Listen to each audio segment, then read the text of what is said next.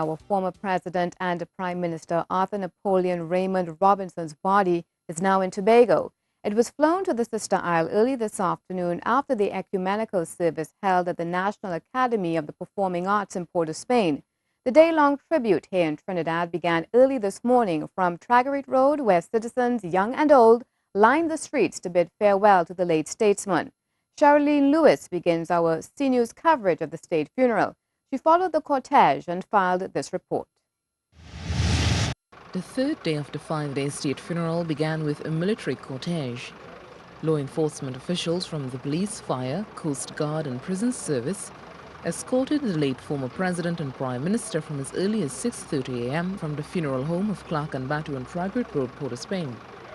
The coffin draped with the national flag was lifted and carried in a slow march by law enforcement officials and mounted on a 50-year-old gun carriage.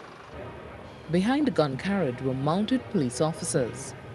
The military cortege in slow procession traveled from Tragarete Road south along St. Vincent Street, east along Independence Square, north along Abercrombie Street, and Knox Street onto Frederick Street.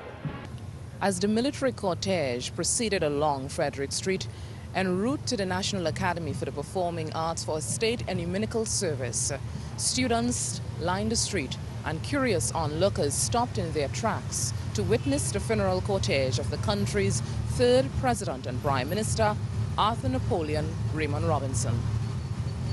The cortege's arrival at the National Academy for the Performing Arts signaled the start of the next stage, the ecumenical state service. Some members of the public chose to sit and take in the service on the big screens, while others lined the streets. One woman who came to pay her respects says she remembered the late president for his strength and courage.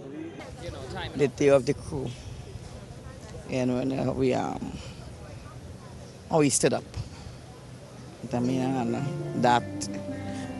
and as a man, as Prime Minister and President of Trinidad and Tobago, I'd make history. You know what I mean? That no other Prime Minister have done that.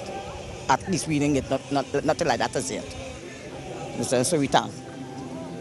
Come to pay our last respect to him. Another ecumenical service will take place on Saturday at the Dwight York Stadium in Tobago, following a full day of public viewing on Friday. Mr. Robinson will be interred after a private family service on Saturday. Sherilyn Lewis, CNews.